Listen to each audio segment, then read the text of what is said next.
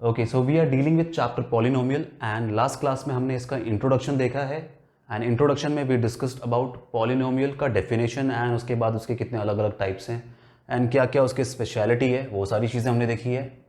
Now I told you कि हम लोग जो है इस पूरे चैप्टर में इन 3 कॉन्सेप्ट्स के ऊपर फोकस करने वाले हैं and for today's class I will speak on zeros of a polynomial. आज का हमारा टॉपिक है zeros of a polynomial.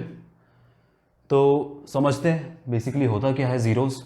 Okay, तो जीरोज ऑफ अ पॉलिनोमियल का अगर मैं डेफिनेशन आपको समझाने जाऊं तो जीरोज ऑफ पॉलिनोमियल क्या है?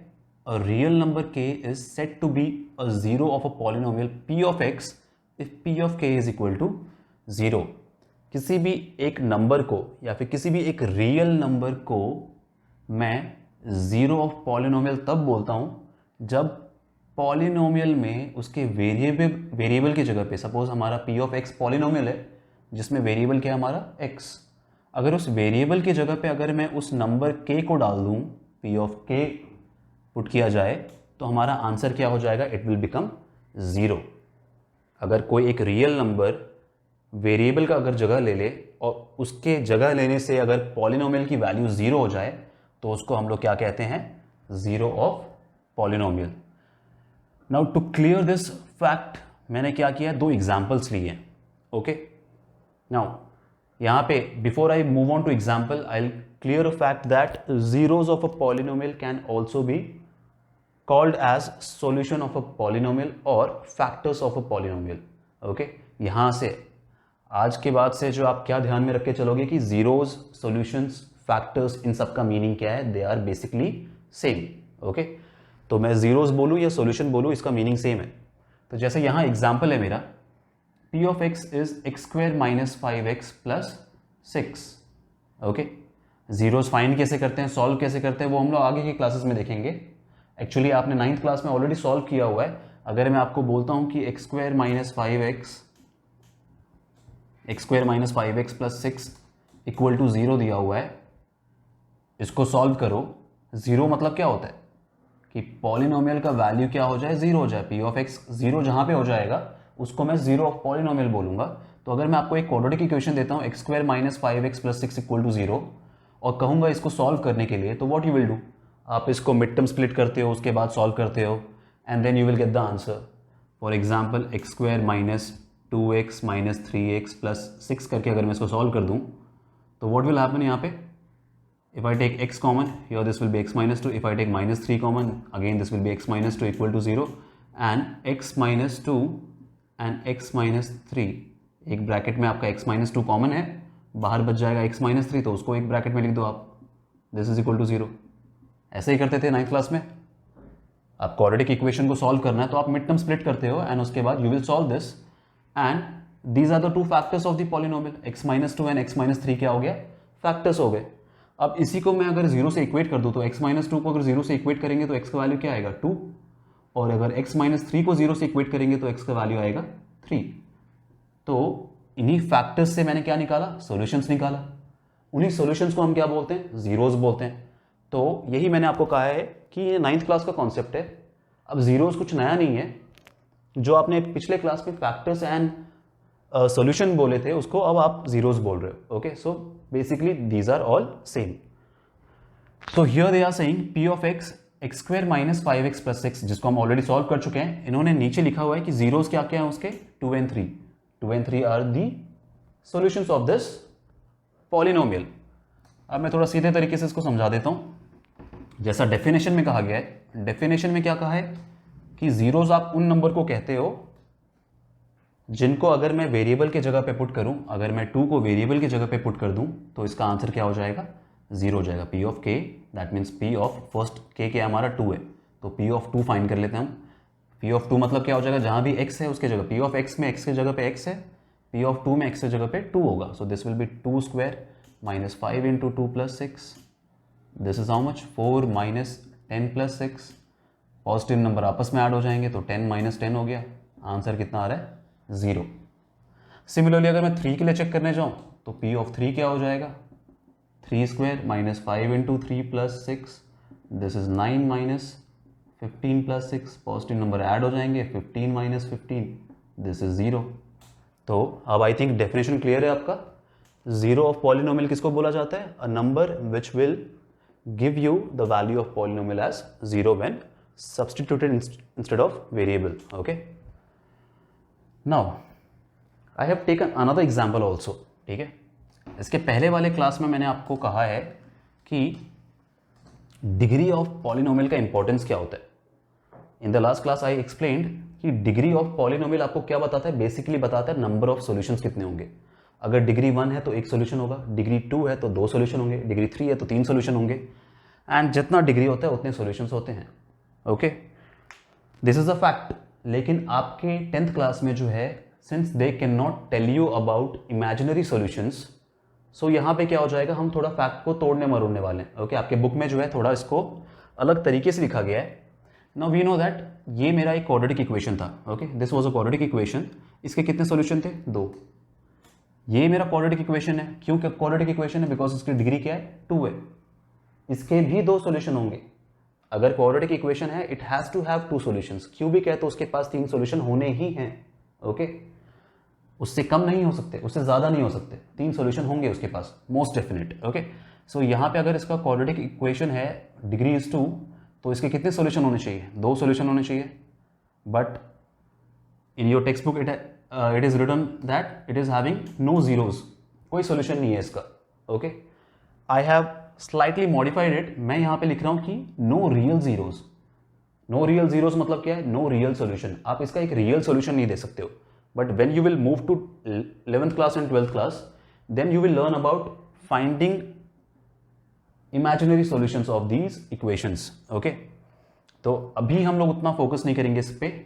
May be in quadratic polynomial जब हम उस चैप्टर पे जाएंगे क्वाड्रेटिक इक्वेशन में, तब मैं थोड़ा बहुत इसके बारे में एक्सप्लेन करूँ आपको।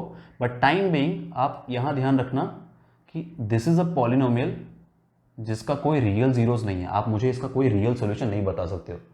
If any one can tell me real zeros of the solution, please contact. Okay, so for time being these are having no real zeros. okay, anyway अगर आपको मिलता तो मुझे ज़रूर बताना। no real zeros. Next, then we have based on your this zeros of polynomial in 10th class, we have a geometrical meaning to this. okay, ये तो मैंने आपको बता दिया कि पॉलिनोमियल अलजेब्रिक टर्म्स में जो है इसका मीनिंग क्या था, कि कोई नंबर अगर मैं पुट करता हूँ तो 0 मिल जाए मुझे पॉलिनोमियल का वैल्यू। यहाँ पे आप कोई सा भी नंबर नहीं डाल सकते। अगर मैं पॉजिटिव नंबर डालूंगा तो ये हमेशा क्या होगा? 0 से ज़्यादा ही आंसर देने वाला है आपको। अगर मैं नेगेटिव नंबर भी डालता हूँ तो दिस टर्म इज ग्रेटर। -1 डालूंगा तो ये क्या हो जाएगा? -1 का स्क्वायर पॉजिटिव हो जाएगा। 2 -1 + 5 अगेन पॉजिटिव है। -5 डाल दोगे तो ये 25 हो जाएगा। 25 × 2 50, 50 - 5 + 5 अगेन 0 से ज़्यादा आंसर आ रहा है मुझे। तो किसी भी हाल में ये 0 आप लेके नहीं आ सकते हो। ओके, तो ये हो गए मेरे 2 कंडीशंस। यहाँ मैंने क्या समझाया आपको कि we have a quadratic equation जिसके 2 जीरोस भी हो सकते हैं, इसके एक भी 0 ना हो। Okay, now first we will give a geometrical meaning to this and then we will move to the remark part. Okay, तो ज्योमेट्रिकल मीनिंग क्या है इसका? मैंने एक केस स्टडी लिया है पैराबोला का। ओके, आपके टेक्स्ट बुक में इसके इक्वेशंस नहीं दिए हुए हैं, सीधे ग्राफ बनाए हुए हैं। I will tell you the equations and then we will discuss the zeros also. Okay, तो पैराबोला जो है क्या होता है? हमेशा एक क्वाड्रेटिक पॉलिनोमियल होता है। ओके, पैराबोला के जो इक्वेशंस होते हैं वो हमेशा क्या होते हैं? क्वाड्रेटिक इक्वेशंस होते हैं। And that is why they are, जैसे लीनियर इक्वेशन हमेशा क्या फॉर्म करता है? एक लाइन फॉर्म करता है। उसी तरीके से क्वाड्रेटिक, क्यूबिक, ये क्या होते हैं? हमेशा एक कर्व फॉर्म करते हैं। ओके, कर्व किस शेप का होता है वो भी देख लेते हैं। Parabola is always in this shape. Okay, एक V एंड U से थोड़ा सिमिलर शेप है इसका, and it can be like this also, it can be like this also, open towards y axis और open towards x axis. Okay, कैसा भी हो सकता है। तो क्वाड्रेटिक पॉलिनोमियल जो है उसके इक्वेशन के जैसा है। पैराबोला जो है it will always be a quadratic polynomial. मैंने यहाँ पे 3 पैराबोला के एग्जांपल्स लिए हैं to make you understand number of zeros.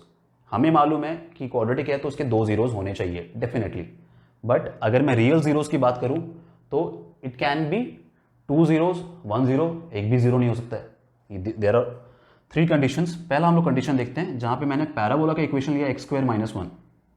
इसका अगर आप ग्राफ प्लॉट करने चाहोगे तो उसका ग्राफ कुछ ऐसा आने वाला है। ओके, x² - 1 का ग्राफ जो है विल बी लाइक दिस। वो x एक्सिस से थोड़ा नीचे रहेगा। Okay, x² - 1। अब इसको अगर मैं सॉल्व करने जाऊं तो ये क्या कर रहा है, दो जगह पे एक्स एक्सिस को कट कर रहा है। ओके, कौन कौन से पॉइंट पे, -1,0 एंड 1,0।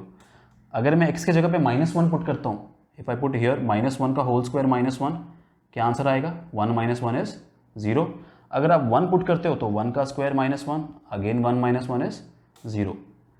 ये -1 के जगह पे भी आंसर कितना आ रहा है, p ऑफ x का 0 आ रहा है, मतलब -1 एक सोल्यूशन है, और 1 के प्लेस पे भी आंसर क्या आ रहा है, 0 आ रहा है, तो 1,0 भी एक सोल्यूशन है। ओके, तो उन सॉल्यूशंस के जगह पे क्या आपको देखने के लिए मिल रहा है कि ये जो पर्टिकुलर इक्वेशन है, ये जो पैराबोला है, वो दोनों सॉल्यूशन पे क्या कर रहा है, एक्स एक्सिस को टच कर रहा है, एक्स एक्सिस को इंटरसेक्ट कर रहा है। ओके, तो these are the two solutions, इसके अलावा और कोई सॉल्यूशन नहीं हो सकते इसके। ओके, बिकॉज उसके बाद ये आप एक्स एक्सिस को कभी टच नहीं करने वाला। Okay, anyway, so this was a example जहां पे क्या हो रहा है आपको दिख रहा है, मैंने आपको दो सॉल्यूशन बताया इसके, -1 भी सॉल्यूशन हो सकता है एंड 1 भी सॉल्यूशन हो सकता है। Then we have another equation p of x equal to x square. Again ये एक क्वाड्रेटिक इक्वेशन है, क्योंकि डिग्री क्या है इसका 2 है, यहाँ भी डिग्री 2 था। अब इसका अगर आप ग्राफ प्लॉट करते हो तो ये क्या होगा, एक्स एक्सिस को ओरिजिन पे टच करके निकल जाता है ये। ओके, अब ओरिजिन पे टच करके निकल रहा है मतलब it is touching x axis only at 1 point. अब यहाँ पे क्या होगा, इसका एक ही जीरो है, एक पॉइंट पे टच किया तो एक जीरो, दो पॉइंट पे टच किया तो दो जीरोस बन गए इसके। चेक करते हैं, अगर मैं एक्स की जगह पे जीरो डाल दूँ तो ये जीरो का स्क्वायर क्या होगा, जीरो होगा, एक ही आंसर है। अब आप एक्स की जगह पे 1 डालो, 2 डालो, 3 डालो, 4 डालो, it will keep on increasing. ये ग्राफ क्या होते जाएगा, बढ़ते जाएगा, एंड आपको कहीं पे भी जीरो नहीं मिलने वाला वैल्यू। आप -1 भी डालोगे, -2 भी डालोगे तो भी क्या होगा, नेगेटिव का भी स्क्वायर पॉजिटिव हो जाएगा, and again it will never become zero. So here only 1 0 is possible, that is at origin. Okay, now I have taken another parabola equation. ये एक्स स्क्वायर प्लस 1 है, वापस डिग्री क्या है, 2 है, क्वाड्रेटिक पॉलिनोमियल होगा। इसका ग्राफ क्या होता है, वो एक्स एक्सिस के ऊपर ऊपर रह जाता है। ओके, एक्स स्क्वायर प्लस 1 जो है कभी भी एक्स एक्सिस को टच नहीं करने वाला, एंड अगर वो टच नहीं करेगा तो आप इसका कोई जीरोज मुझे नहीं बता सकते हो। Okay, same as this, if you can tell me a real zero for this equation, please let me know. Okay, x square plus 1, आप यहाँ पे माइनस नंबर डालो या प्लस नंबर डालो, स्क्वायर क्या हो जाएगा, पॉजिटिव हो जाएगा, and it will always be more than 1 और इक्वल टू 1। अगर मैं जीरो भी डाल दूं यहाँ पे तो भी ये क्या हो जाएगा, वैल्यू विल बिकम 0 + 1 1। किसी भी हाल में ये जीरो नहीं हो सकता किसी भी एक रियल नंबर के लिए। So that is the only reason this quadratic equation is having no zeros, और as I would say no real zeros, only 1 real zero, 2 real zeros. Okay, होने तो हैं इनके दो सॉल्यूशंस बिकॉज क्वाड्रेटिक इक्वेशन है, but time being जो है, अगर मैं रियल जीरोस की बात कर रहा हूं तो यहाँ पे क्या हो जाएगा, एक भी जीरोस नहीं है, एक ही जीरो है, और यहाँ पे दो रियल जीरोस हैं इसके। ओके, ऑल इन ऑल अभी तक हमने क्या समझ में आया है कि अगर क्वाड्रेटिक इक्वेशन है तो उसके ज़्यादा से ज़्यादा कितने सोल्यूशन हो सकते हैं रियल वाले, दो सोल्यूशन हो सकते हैं। सिमिलरली क्यूबिक अगर होगा तो उसके ज़्यादा से ज़्यादा कितने सोल्यूशन होंगे, 3 सोल्यूशन होंगे। ओके, 0 भी हो सकता है, 1 भी हो सकता है, 2 भी हो सकता है, लेकिन ज़्यादा से ज़्यादा 3 होगा, उससे ज़्यादा नहीं होगा क्यूबिक का। ओके, एंड सिमिलरली जितना भी डिग्री ऑफ इक्वेशन होता है उससे ज़्यादा सोल्यूशन नहीं हो सकते, एट मोस्ट उतने सोल्यूशन होंगे। Okay, so based on this there is a remark, a polynomial p of x of degree n has at most n real zeros and the graph of p of x intersects the x-axis at most n points। कोई भी एक polynomial जो है, okay, कोई भी एक polynomial जिसकी degree n है उसके at most n real zeros होंगे। Okay, here I have mention real zeros, जिसकी डिग्री n है उसके कितने at most n real zeros होंगे, उसके n रियल सॉल्यूशंस हो सकते हैं, and the graph of p of x intersect x axis at most n points। जितने सॉल्यूशंस होंगे उतने जगह पे वो क्या करेगा, x एक्सिस को इंटरसेक्ट करेगा। ओके, ध्यान रखना ये पॉलिनोमियल ऑफ x है तो हम लोग x एक्सिस की बात कर रहे हैं। ओके, अगर ये पॉलिनोमियल ऑफ y होगा तो आप क्या करोगे, y एक्सिस की बात करोगे। यहाँ पे x एक्सिस को मैं p ऑफ x की बात कर रहा हूँ, x एक्सिस को टच नहीं कर रहा तो एक भी जीरो नहीं है, एक बार टच कर रहा तो एक जीरो है, दो बार टच कर रहा तो दो जीरोज है, तीन बार टच करेगा तो तीन जीरोज होंगे। जितने बार p of x x axis को टच करेगा या फिर इंटरसेक्ट करेगा उतने उसके जीरोज होंगे। सिमिलरली अगर मैं p ऑफ y के लिए इक्वेशन बोल रहा हूं तो आप क्या चेक करोगे कि वो y एक्सिस को कितने बार इंटरसेक्ट कर रहा है। अगर p ऑफ y की बात होगी तो वो, अगर यहाँ पे p ऑफ y की बात करने जाऊँ तो y एक्सिस को एक बार टच कर रहा है तो इसका एक सोल्यूशन हो जाएगा p ऑफ y के टर्म्स में, ये भी एक बार टच कर रहा है तो इसका भी एक सोल्यूशन हो जाएगा।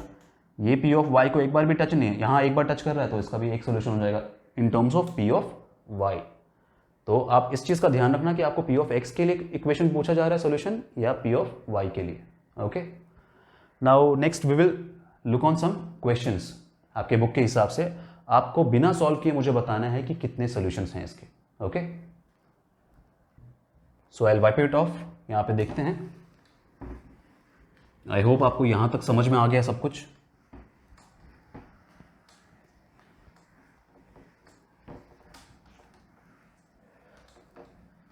Okay fine, so I will draw random graphs. Okay, यहाँ पे हम फर्स्ट पी ऑफ एक्स की बात करेंगे कि पी ऑफ एक्स जो है आपका पॉलिनोमियल है जिसका ग्राफ कुछ ऐसा है।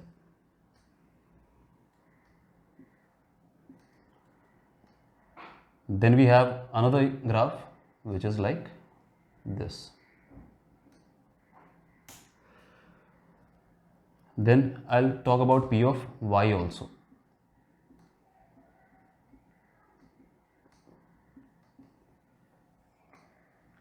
ओके, ग्राफ हम सेम फॉलो करेंगे। ग्राफ कुछ या फिर ग्राफ मैं अलग ड्रॉ कर लेता हूँ। ओके फाइन,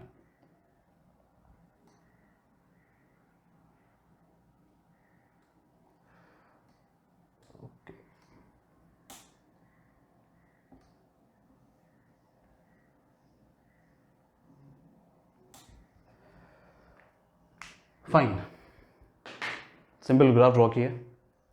जस्ट आपको बताना है कि बिना सॉल्व किए, ऑब्वियसली बात आपको समझ में आ गया है कि अगर आप पी ऑफ एक्स की बात कर रहे हो, if p of x is my polynomial, what I will do is I will just check at how many places it is intersecting. आपको बस इतना सोच के, आपको ये नहीं सोचना कि हाँ इसके आगे भी ये कितने बार इंटरसेक्ट कर रहे हैं। आपको जितना ग्राफ दिया गया है आपको बस उतने में ही समझ के बताना है कि कितने इसके सॉल्यूशंस हो सकते हैं या फिर डिग्री ऑफ पॉलिनोमियल क्या हो सकता है इसका। ओके, डिग्री के ऊपर तो हम कमेंट नहीं कर सकते बिकॉज डिग्री तो एटमोस्ट की बात करता है।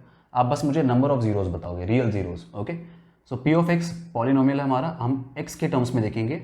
ये एक बार, दो बार, तीन बार, चार बार सॉल्व, मतलब ये इंटरसेक्ट कर रहा है एक्स एक्सिस को। So you will write 4 real zeros. Okay, next वाला ग्राफ क्या कर रहा है एक्स एक्सिस को, 1 2 3। Just count the number of times it is intersecting x axis, उसी से आपको नंबर ऑफ जीरोस मालूम पड़ जाएगा। You don't need the equation, ना ही आपको सॉल्व करने की जरूरत है। अगर इक्वेशन एग्जाम में दिया भी हुआ है तो भी आप क्या करोगे, do not get confuse, just count the number of intersections and mention since the curve is intersecting x axis at so many places or so many times, so that is the number of zeros. So 3 bar intersect कर रहा है तो उसके कितने zeros हो गए, it is having 3 zeros. okay, 3 real zeros लिख देना, much better. now y की अगर मैं बात करने जाऊँ, y हमारा अगर इंटरसेक्शन पॉइंट देखना है हमें p ऑफ y के लिए, तो यहाँ पे y एक्सिस कितने बार इंटरसेक्ट हो रहा है, एक बार। तो इन terms of p of y it will have only 1 real zeros. Okay, ध्यान रखना, आपको p ऑफ x बोला गया है इक्वेशन में या y। अगर p ऑफ y की बात करूंगा तो मैं खाली y एक्सिस के इंटरसेक्शन की बात करता हूँ।